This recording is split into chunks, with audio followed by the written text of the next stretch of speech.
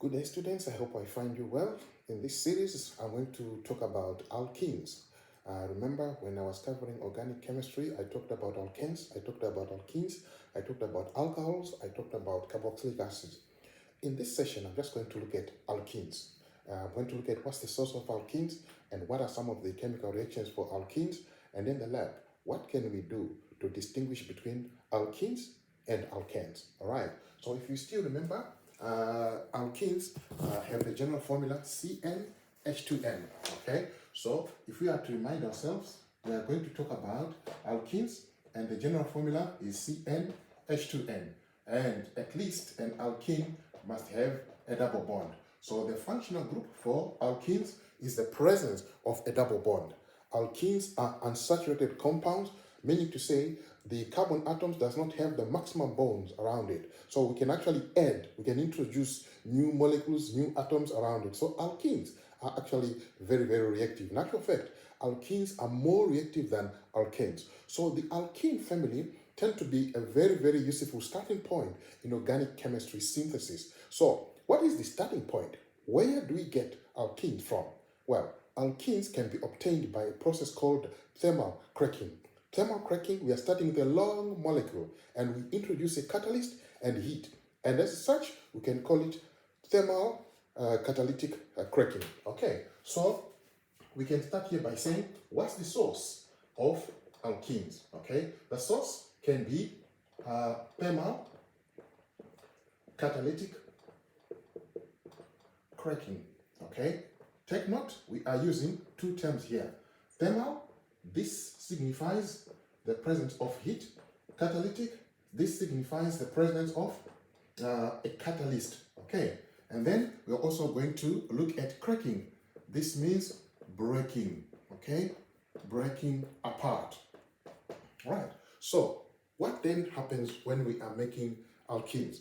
Right? We could start with a molecule which we call decane. Okay. From our studies previously, if it's dec, it has 10, and all alkanes is CnH2n plus 2. So we could start with decane, and decane is C10.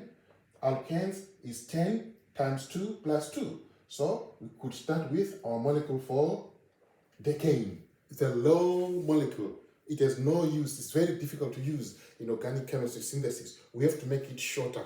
Okay, so what we do, we can heat this to very high temperatures like 540 degrees Celsius. Okay, and then we could also use a catalyst. Okay, and then when this happens, the molecule begins to vibrate. And in the process of vibration, the molecule is actually going to disintegrate. Okay, one of the smaller molecules that it will produce here is pentane. Okay, C5H12. Okay, it will disintegrate and give us a number of smaller molecules. We could also get pentene or propene. Okay, so we get C3 plus, C3H6 plus. Suppose I'm asked to complete. Okay, we cannot create matter, neither can we destroy it. Okay, so if I'm asked what's the missing molecule here, okay, all I have to do is I need to account for all the carbons. Okay, I have 10 carbons here, I have 3 carbons. It means I still have to account for 2 carbons. So the missing could be 2 carbons. Okay, and then I come back here, I have 22 hydrogen atoms. So I go 12 plus 6, this is 18. Okay, to get to 22, I need 4. So the missing here will be a molecule of ethene. Okay, right. Check what has happened here now. We started with decane. Okay, decane is a long alkane molecule. Okay, because the formula is 10 by 2 plus 2, which is 22. It's an alkane. And then here, 5 by 2 plus 2, 12. It's also an alkane. Right. But we are producing 2 short alkene molecules which are very useful. This is 3 by 2, so this is an alkene. 3 carbons, so this is going to give us propene. Okay. 2 times 2, that's 4. This is also giving us ethene. Right. So we started off with a long molecule, alkane molecule, which we cannot use in organic chemistry synthesis. Carry out thermal catalytic cracking. Now we have two useful molecules that can be used in organic chemistry synthesis. Our propene, our ethene can be used in many organic chemistry reactions. So we can get a question in our exam which says, what is the function? Why is thermal cracking important in organic chemistry? Thermal cracking is important because it can give us shorter and more useful organic molecules. All right, so this is coming from maybe fractional distillation of crude oil, and from that we then carry out our thermal catalytic cracking, and then we produce what we could call shorter, more useful alkene molecules. Now that we have our alkene molecules, now let us look at what can we do in the lab to distinguish between alkenes and alkanes, and then we're going to look at a few chemical reactions of alkanes. Okay, in the lab, I'm asked a question: what chemical reaction can you do to distinguish between these two molecules? Okay, so on this side, I'm going to put propane. Okay, on this side, I'm going to put propane. Okay, and on this side, I'm going to put propene. Okay, propene, alkene, propane, alkane. All right, so what's the formula for propane? Propane, C3, remember, 3 by 2 plus 2, 8. C3H8. Propene, an alkene, 3 by 2, 6. Okay, so the formula for propene, remember, at least a double bond. Okay, one hydrogen here. Okay, and you should be able to account for all the hydrogen. 1, 2, 3. Okay, 1, 2, 3, 4, 5, 6. So the formula is fine. And I come here, C3, okay, and I'm going to have 8. Okay, you need to check that you have written 8 hydrogen around. Okay, right. So this is our propane. Now, the first point that we can talk about here is identifying them from their structure. Okay, our alkene have double bonds unsaturated. Our propane single bond saturated. So what we can do in the lab to distinguish between them, I can add bromine. Okay, you could add bromine water in the dark. Okay, and when you do that, okay, here you are going to have addition reaction taking place across the double bond. Okay, you're going to have our bromine molecule will actually add across the double bond like that, and then you have this compound. Okay, right, it's unsaturated, so the bromine molecules will add across the double bond, and what we can observe here is our bromine. Okay, our bromine, the bromine liquid is decolorized. Okay, the bromine liquid is normally brown, reddish brown, so when you add it to an alkene, it's going to lose this color. It's going to be decolorized. Okay, so when you do the same reaction here, plus bromine, okay, right? No color change, no color change, okay? So what are we saying here? If we add bromine to both propane and propene, here there is no reaction, but here there is a reaction. So this is a distinguishing reaction that we can use in the lab. Okay, I'm given compound A, compound B. Compound B decolorizes bromine. The moment that happens, it means, it signifies the presence of a double bond. But if there's no color change there in bromine, it means the molecule that you are talking about is an alkane. Remember, alkanes will only react with halogens in the presence of solar radiation. Okay, you need the UV here. This requires a photochemical reaction. But if you do this in the dark, in the lab, where there's going to be decolorization of bromine. So our answer here, students, is to say decolorization of bromine for hydrocarbons signifies the presence of a double bond. That's the distinguishing chemical reaction that we can put here. Okay, right. So let's just analyze a few reactions for alkenes before we stop the session. Just a few addition reactions for alkenes before we stop the lesson. Okay, right. So we are going to look at, okay, ethene, for instance, okay? Let's have ethene, all right? If you have ethene, all right, and then we want to react our ethene with hydrogen, for instance, okay? Hydrogenation, all right? So if you add ethene with hydrogen, it's a very simple reaction. Hydrogen has two molecules, one hydrogen atom will go there, the other hydrogen atom will go there. So instead of ethene, our ethene will be converted to ethane, okay, right? So instead of ethene, we're going to end up with ethane. We had C3H6 initially, now we have C3H8. So this is our C3H6, but we added two hydrogen and we are having C3H8. Okay, so this is an addition reaction, and we need to remember the fact that if we are going to do this reaction, there is also supposed to be a presence of a catalyst, okay? And this reaction is called hydrogenation, okay? You are using hydrogen gas, and this reaction is hydrogenation, and hydrogenation is an addition reaction. Hydrogenation is actually an addition reaction, okay? And if we are to look at some of the conditions that we have to use here, yeah, of course, we are supposed to use heat, okay? And then this reaction also requires a certain degree of pressure, a certain amount of pressure. When you come to A level, you need to be very, very specific about your reagents and condition.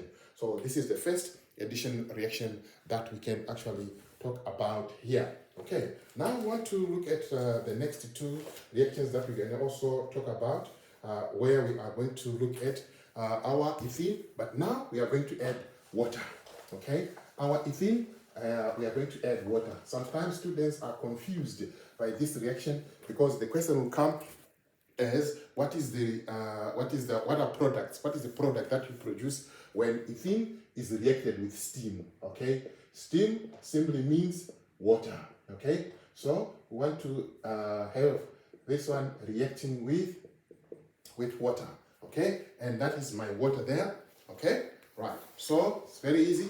It's an addition reaction. What you're simply doing, you are simply adding on your atoms. This one can go there, and this one can come here. Okay, right? So at the end of the day, we are simply going to produce ethanol. Okay, this H has gone there. Now that carbon is carrying two.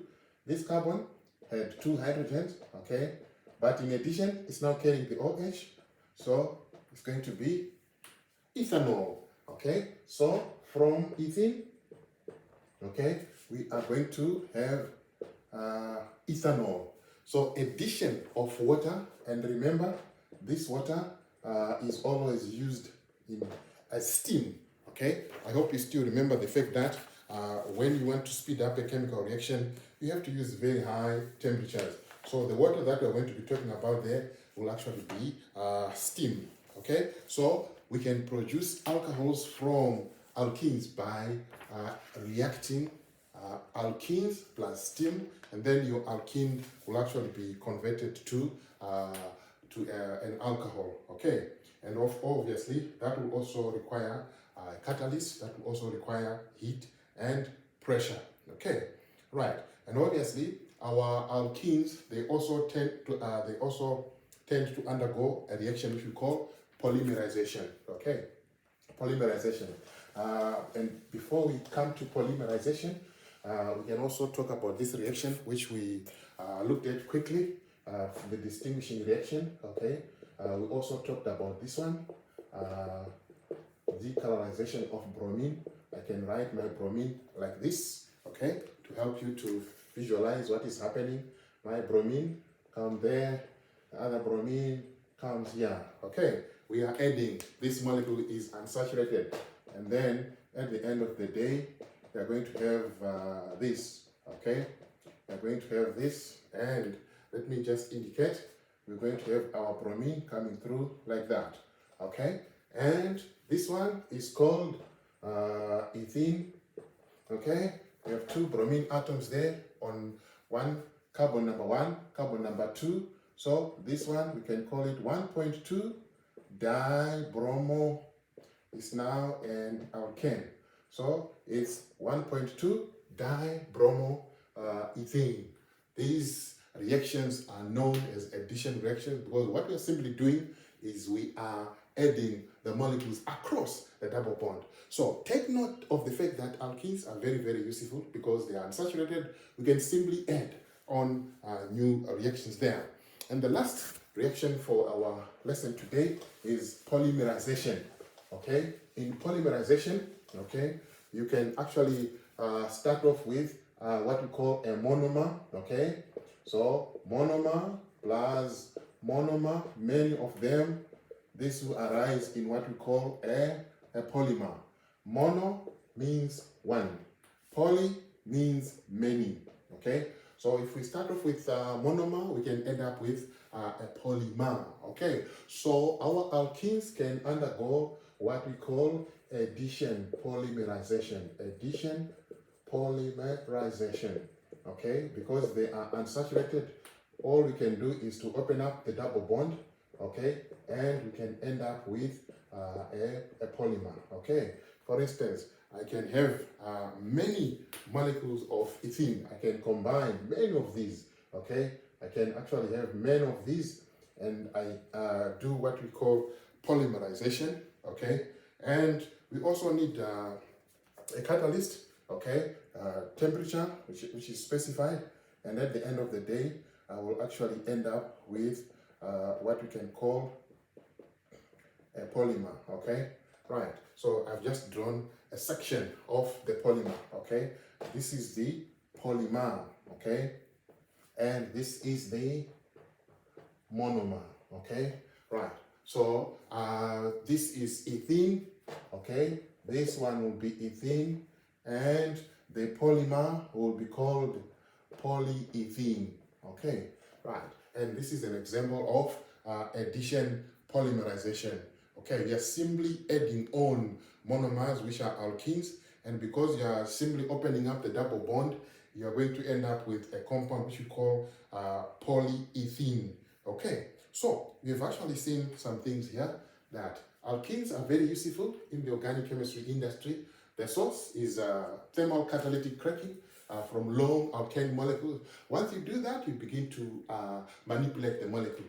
You can move from an alkene, okay, to an ethanol. You can even move from an alkene to an alkane by hydrogenation. You can move from an alkene, do polymerization, then you end up with a polyalkene.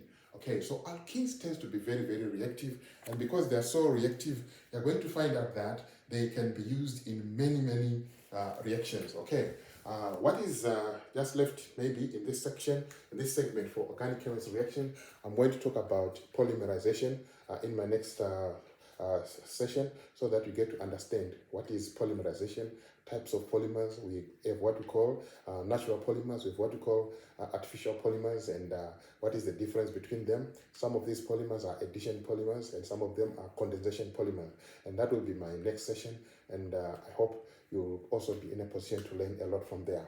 That was the session today.